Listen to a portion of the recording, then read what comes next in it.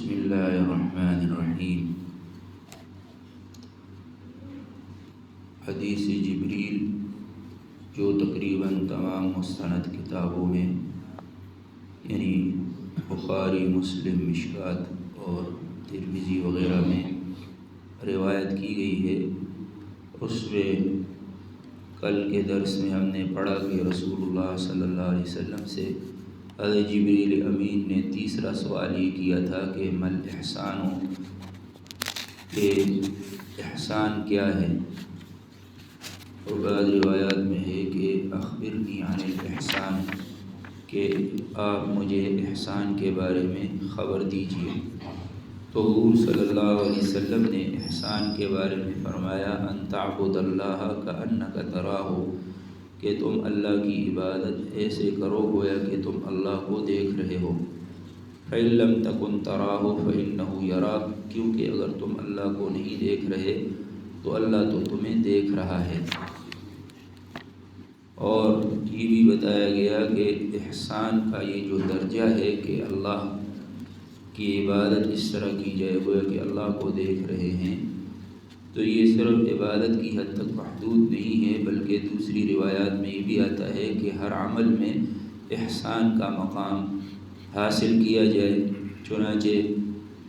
کسی جانور کو ذبح کرتے وقت بھی رسول اللہ صلی اللہ علیہ وسلم نے فرمایا ان اللہ تبارک و تعالی کتب الاحسان علی کل شیء، اللہ تعالیٰ نے ہر چیز پر احسان کو لکھ دیا ہے،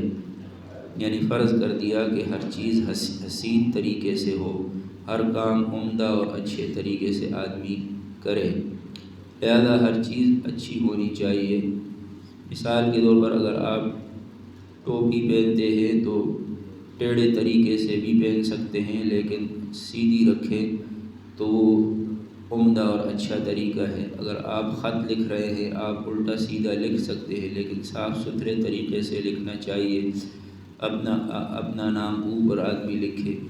جس کے نام لکھ رہے ہیں اس کا نام پھر اس کے بعد لکھے، تاریخ لکھے، بسم اللہ سے ابتدا کرے، تو ہر کام کو طریقے سے کرنا چاہیے، کیونکہ فرمایا کہ اللہ سبحانہ و تعالیٰ نے ہر چیز پر احسان فرض فرمایا ہے، لہذا ہر چیز کو حسین بنانا ضروری ہے۔ وضو بھی حسین آدمی اچھے طریقے سے کرے، عمدہ طریقے سے، نماز بھی، اور ہر عمل عمدہ طریقے سے کیسے ہوگا تو اس کا رسول اللہ صلی اللہ علیہ وسلم نے یہ طریقہ بتا دیا کہ یہ سوچ انسان اپنے دل میں مضبوطی سے مستحضر کرے کہ جو عمل میں کر رہا ہوں تو مجھے میرا اللہ دیکھ رہا ہے یا میں اپنے اللہ کو دیکھ رہا ہوں۔ قرآن مجید میں اللہ نے یہ بھی فرمایا وَقُولُوا لِلنَّاسِ حُسْنًا، لوگوں سے اچھے طریقے سے بات کرو۔ یہی احسان گفتگو میں بھی ہونا چاہیے، اس لیے گفتگو اچھی ہونی چاہیے۔ اور اس کے بعد فرمایا اذا خاطبهم الجاہلون قالوا سلاما، کہ رحمان کے جو خاص بندے ہوتے ہیں جب وہ جاہل اور بدتمیز لوگوں سے بات کرتے ہیں تو جواب میں وہ سلامتی کی بات کرتے ہیں، یعنی اگر کوئی جاہل ہو اور گفتگو میں وہ غلط طریقے سے بات کر رہا ہو تو اللہ کے نیک بندے اس کے ساتھ بھی عمدہ اور اچھے طریقے سے بات کرتے ہیں۔ وہ گالی کا جواب گالی سے نہیں دیتے، بدتمیزی کا جواب بدتمیزی سے نہیں دیتے، بلکہ وہ گالی کا جواب بھی اچھے طریقے سے دیتے ہیں۔ انبیاء کرام کا طریقہ ہے کہ نعوذ باللہ انبیاء کرام جتنے بھی گزرے ہیں وہ کوئی بھی ایسا نہیں تھا کہ جو سخت کلام یا بد کلام ہو، ان کی گفتگو بہت شائستہ اور تہذیب کے دائرے میں ہوتی، سامنے کتنا ہی بدتمیز آدمی ہو اس کے ساتھ وہ سلامتی کی بات کیا کرتے تھے۔ چنانچہ قرآن پاک میں جو یہ ہے اذا خاطبهم الجاہلون قالوا سلاما، کہ جب جاہل لوگ ان سے بات کرتے تو وہ جواب میں جہالت کی گفتگو کے بجائے سلامتی کی بات فرمایا کرتے تھے۔ چنانچہ اس کی مثال قرآن پاک میں یہ موجود ہے کہ قوم عاد نے حضرت ہود علیہ السلام کو مخاطب کرتے ہوئے یہ کہا کہ انا لنراک فی سفاہۃ وانا لنظنک من الکاذبین۔ حضرت ہود نے ان کو یہ کہا یا قوم اعبدوا اللہ ما لکم من الہ غیرہ، اے میری قوم اللہ کی عبادت کرو، اللہ کے سوا کوئی معبود نہیں ہے، انہوں نے یہ کہا کہ انا لنراک فی سفاہہ، ہم آپ کو دیکھتے ہیں کہ آپ بے وقوف انسان ہیں معاذ اللہ، وَإِنَّا لَنَظُنُّكَ مِنَ الْكَاذِبِينَ، اور ہم آپ کے بارے میں گمان کرتے ہیں کہ آپ جھوٹے لوگوں میں سے ہیں۔ اتنی سخت بات اللہ کے نبی سے کہی جا رہی ہے کہ آپ بے وقوف اور جھوٹے ہیں، تو اب اس کے جواب میں انہوں نے یہ نہیں فرمایا کہ میں جھوٹا نہیں ہوں بلکہ تم جھوٹے ہو، بلکہ یہ ہے کہ اگر کوئی اور آدمی ہوتا جیسے ہم جیسے کوئی ہوتا تو وہ کہتا کہ بے وقوف میں نہیں ہوں بلکہ تم بے وقوف ہو، تم جھوٹے ہو، لیکن یہ طریقہ عام آدمیوں کا عامیانہ ہے، انبیاء علیہ السلام کا نہیں ہے۔ وہ بدتمیزی کا جواب بدتمیزی سے نہیں دیتے۔ چنانچہ جب قوم عاد نے حضرت ہود سے یہ کہا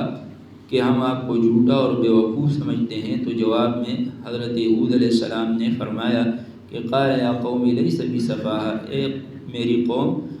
میں بے وقوف نہیں ہوں، ولکنی رسول من رب العالمین، لیکن میں رب العالمین کی طرف سے رسول بنا کر بھیجا گیا ہوں۔ یہ طریقہ ہے انبیاء علیہ السلام کا کہ وہ بات کے اندر بھی حسن اختیار کرتے، احسان کا مقام بات میں بھی ہے، اور قولوا للناس حسنا پر عمل کرتے ہیں۔ اسی کو رسول اللہ صلی اللہ علیہ وسلم نے فرمایا کہ ان اللہ تبارک و تعالی کتب الاحسان علی کل شیء، اللہ تعالیٰ نے ہر چیز پر احسان فرض کیا ہے،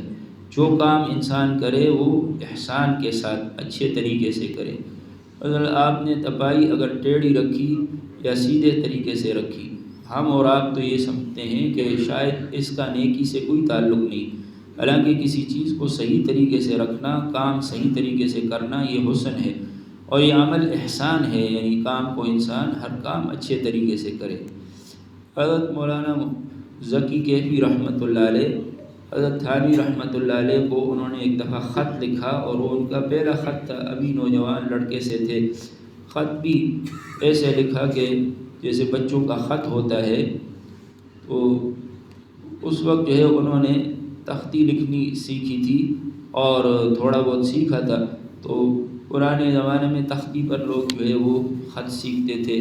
ہم نے خود اسکول کے زمانے میں تختی پر لکھا، تو اس طرح انہوں نے بھی یہ جو ہے تختی والا خط اس انداز میں لکھا۔ تو حضرت تھانوی رحمۃ اللہ علیہ نے ان کو پھر فرمایا کہ جو آپ نے خط لکھا ہے تو اس خط کے اندر یہ جو آپ نے حروف ادھر ادھر ٹیڑھے رکھے ہیں، تو فرمایا کہ خط کو بھی جو حروف آپ لکھ رہے ہیں اس کی اصلاح کرو، اور خط جب لکھو تو صاف ستھری تحریر لکھو، اور یہ سمجھ کر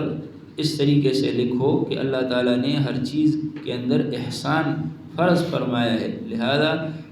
اس طریقے سے خط لکھو کہ جس سے دوسرے کو راحت ملے، اور جس کو خط لکھ رہے ہو اس کا دل خوش ہو۔ اگر اس نیت سے تم خط اس طرح لکھو گے تو اس پر بھی ثواب ملے گا۔ تو اس لیے فرمایا کہ انسان ہر کام کے اندر احسان کا طریقہ اختیار کرے۔ جب آدمی وضو کرے وہ بھی احسان کے ساتھ، احسان کا مطلب یہ ہے کہ یہ وضو کرتے ہوئے سوچے کہ میں اللہ کو دیکھ رہا ہوں یا میرا اللہ مجھے دیکھ رہا ہے، اور نماز پڑھتے ہوئے بھی یہ تصور ہو۔ اپنے والدین کے ساتھ، گھر والوں سے آدمی جب برتاؤ کرے تو اس میں یہ ذہن میں ہو کہ میں اللہ کو دیکھ رہا ہوں، میرا اللہ مجھے دیکھ رہا ہے۔ قرآن میں اللہ نے فرما دیا کہ وَبِالْوَالِدَيْنِ إِحْسَانًا، والدین سے احسان کا معاملہ کرو اور حسن سلوک کرو ان کے ساتھ، اور گھر والوں کے بارے میں فرما دیا وَعَاشِرُوهُنَّ بِالْمَعْرُوفِ، کہ اپنے گھر والوں کے ساتھ معروف طریقے پر نیکی کے ساتھ برتاؤ کرو، اور فرما دیا کہ فَأَمْسِكُوهُنَّ بِالْمَعْرُوفِ، کہ تم اپنی بیویوں کو جب روکو گھر میں تو عمدہ طریقے سے، معروف طریقے سے ان کو اپنے گھروں میں رکھو۔ یہ نہیں ہے کہ ان کو باندیوں کی طرح، نوکرانیوں کی طرح رکھو اور ان کی بات کے اوپر تذلیل اور توہین کرو، اور ان کی جو ہے اچھی بات کا جواب غلط طریقے پر دو، اس سے بچایا گیا ہے۔ اس لیے اللہ سبحانہ و تعالیٰ نے قرآن میں چلنے کے دوران جب آدمی راستے پر جا رہا ہو، سڑک پر چل رہا ہو، اس میں بھی حکم دیا ہے کہ وَقْصِدْ فِي مَشْيِكَ، اپنی چال میں اعتدال پیدا کرو، وَغْضُضْ مِن صَوْتِكَ، اور اپنی آواز کو ذرا پست کرو، یعنی بہت زیادہ چیخ چیخ کر مت بولو۔ ان انکر الاصوات لصوت الحمیر، اس لیے کہ سب سے بری آواز وہ گدھے کی آواز ہوتی ہے۔ اور ایک جگہ فرمایا ولا تمشی فی الارض مرحا، زمین پر اترا اترا کر مت چلو۔ انک لن تخرق الارض، بے شک تم زمین کو پھاڑ نہیں سکتے۔ ولن تبلغ الجبال طولا، اور پہاڑوں کے برابر تم اونچے نہیں ہو سکتے۔ تو جب انسان کو چلنے کا بھی ہم نے قرآن نے ایک طریقہ بتا دیا کہ چلنے میں بھی اچھے طریقے سے آدمی چلے۔ اگر بہت تیز چلیں گے دوسروں کو بھی تکلیف پہنچائیں گے، خود بھی تکلیف ہوگی۔ اور اسی طریقے سے جب اترا اترا کر چلیں گے تکبر کے ساتھ، تو تکبر اللہ کو بھی پسند نہیں ہے، اور انسان دوسروں کی نگاہ میں بھی گر جاتا ہے۔ تو اس لیے چلنے میں بھی، چال کے دوران بھی احسان کا حکم دیا گیا۔ عام مسلمان جب ہم طالب علموں کو دیکھتا ہے، یعنی ہمارے استاد حضرت مفتی محمود اشرف عثمانی رحمۃ اللہ علیہ فرماتے ہیں کہ جب ہم جیسے طالب علموں کو عام انسان عام مسلمان دیکھتا ہے کہ جنہیں کچھ پتہ نہ ہو کہ یہ عالم ہے یا نہیں ہے، تو فرمایا کہ ہم سب طالب علم ہیں۔ یاد رکھیں کہ عام مسلمانوں کو ہمارے علم کا تو کچھ پتہ نہیں ہوتا کہ اس طالب علم کو کتنی کتابیں یاد ہیں، اس نے بخاری پڑھی ہے، مسلم پڑھی ہے، کون کون سی تفسیریں اس نے پڑھی ہے، عام لوگوں تو پتہ نہیں ہوتا۔ تو فرمایا کہ جب عام مسلمان انسان کو دیکھتا ہے تو اب اس کو اس کا علم تو نظر نہیں آتا، اس کے اخلاق نظر آتے ہیں۔ تو اس لیے اگر آپ کے اخلاق صحیح ہوں گے تو ایک عام مسلمان اس سے آپ کا مقام پہچانے گا۔ تو فرمایا کہ کئی ایسے ہیں ہم میں سے ہیں کہ جو شادی شدہ ہیں، جن کے والدین ہیں، بہن بھائی ہیں، رشتہ دار ہیں، پڑوسی ہیں، ان سب کو اب ہماری جو کوئی تعلیم ہے، کسی کو ایف اے کی تعلیم ہے، کوئی ڈگری رکھتا ہے ایم اے کی، کوئی ایم فل، کوئی پی ایچ ڈی کی، کوئی انجینئر ہے، تو اس کے بارے میں اب عام آدمی کو جب تک کوئی تحقیق نہ ہو تو اس کا پتہ نہیں ہوتا۔ اس لیے اب آپ کی تعلیم کی گہرائی کا پتہ عام لوگوں کو نہیں ہے، آپ کے دل کے تقوی کا علم عام شخص کو نہیں ہے۔ وہ تو انسان خود جانتا ہے اللہ کے ساتھ اس کا تعلق ہے، تو وہ آپ کے چال کو دیکھتے ہیں، وہ آپ کے چہرے کو دیکھتے ہیں، آپ کے اخلاق کو دیکھتے ہیں، اور آپ کی گفتگو کو دیکھتے ہیں۔ جب وہ دیکھتے ہیں کہ چال بھی اگر انسان کی اللہ بچائے خراب ہے، اخلاق بھی خراب ہیں، گفتگو بھی خراب ہے، اٹھنا بیٹھنا بھی خراب ہے، تو اب ہمارا رشتہ دار مسلمان یا پڑوسی یہ ضرور سوچتا ہے کہ یہ آدمی کیسے تعلیم یافتہ ہیں کہ ان کی کسی چیز میں تو حسن پیدا ہی نہیں ہوا، تو اس تعلیم کا کیا فائدہ کہ جس میں انسان کی تربیت نہ ہوئی ہو۔ حالانکہ نبی پاک صلی اللہ علیہ وسلم نے تو فرمایا کہ اللہ تعالیٰ نے تو ہر معاملے میں احسان کا معاملہ ہم پر فرض کیا ہے کہ ہر چیز کو اچھا بنانے کی کوشش کرے۔ اگر ڈاکٹر عبدالحی عارفی رحمۃ اللہ علیہ کراچی میں بہت بڑے ڈاکٹر اور اللہ والے بزرگ گزرے ہیں، حضرت تھانوی رحمۃ اللہ علیہ کے خلیفہ تھے، حضرت مفتی محمد رفیع عثمانی صاحب مفتی اعظم پاکستان، اور حضرت مفتی محمد تقی عثمانی صاحب جو حضرت شیخ الاسلام اور اس وقت ہمارے مدارس کے بورڈ کے بڑے بھی ہیں، اسی حضرت مولانا یوسف لدھیوانی رحمۃ اللہ علیہ جن کی کتاب آپ کے مسائل اور ان کا حل، یہ سب ان کے خلفاء ہیں، اور بھی بڑے بڑے علماء ان کے خلیفہ ہیں۔ ظاہر ہے کہ جب بڑے بڑے علماء خلیفہ ہوں گے تو خود وہ شیخ کتنے بڑے ہوں گے اور ان کے اخلاق اور اعمال کا کیا مقام ہوگا۔ تو حضرت ڈاکٹر عبدالحی عارفی رحمۃ اللہ علیہ یہ ہومیوپیتھک کے ڈاکٹر تھے، اور ان کا مطب تھا ایک کلینک تھا، آخری عمر تک اس میں بیٹھے رہتے تھے، انتقال سے 2-4 دن پہلے تک وہاں بیٹھے رہے۔ اور یہ جو ان کی کلینک تھی یہ جسمانی علاج کا بھی مرکز تھی اور روحانی علاج کا بھی، جہاں جسم اور روح دونوں کا علاج کیا جاتا۔ گویا کہ احسان کا بھی مطلب یہ کلینک تھی کہ احسان کا طریقہ سکھایا جائے۔ تو احسان کا طریقہ بھی مشائخ سکھاتے ہیں کہ ہر انسان کے کردار میں، گفتار میں، اعمال میں، عبادات میں احسان کا درجہ پیدا ہو جاتا ہے۔ یہ مشائخ سکھاتے ہیں کہ جنہوں نے عملی تربیت سے اپنے آپ کو گزارا ہوتا ہے اور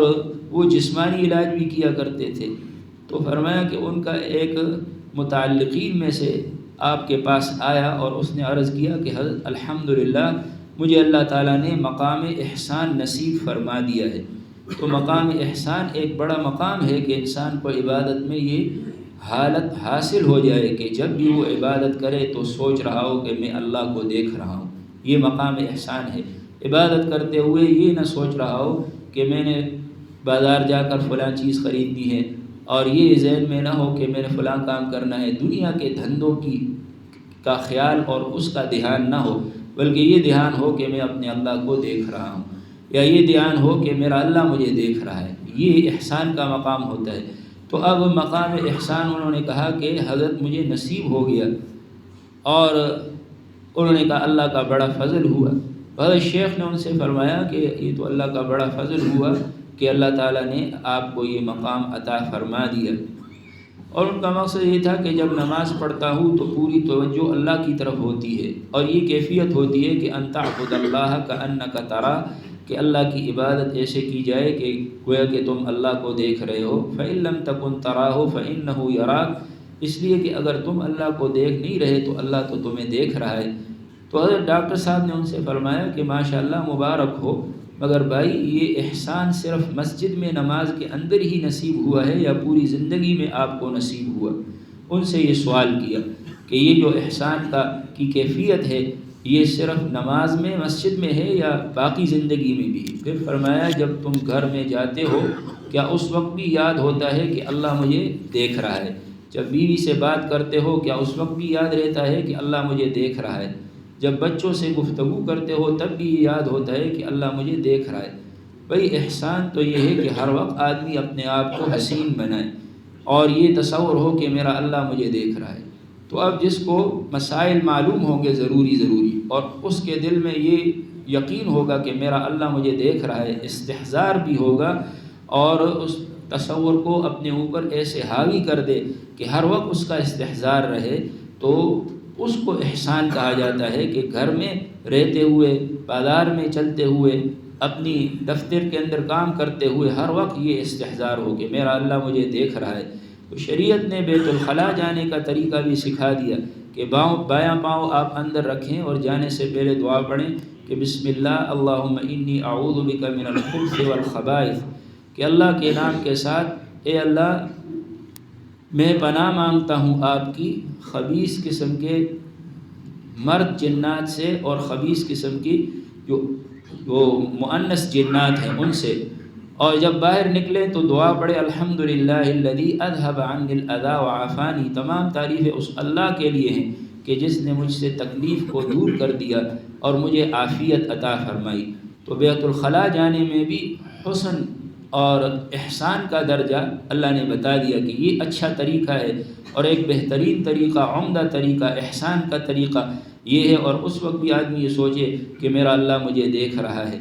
باقی اعمال تو بعد میں ہے۔ تو اس لیے فرمایا کہ آدمی جب بیت الخلاء میں بیٹھے کس طرح بیٹھے یہ بھی اللہ نے بتا دیا، رسول اللہ صلی اللہ علیہ وسلم نے تعلیم دی، اپنے کپڑوں کو، اپنے جسم کو ناپاکی سے حتی الامکان بچانے کی کوشش کرے، جب باہر نکلے تو پاک صاف ہو۔ احسان تو ہر چیز کے اندر ہے، یہ سمجھنا کہ صرف نماز میں احسان ہے،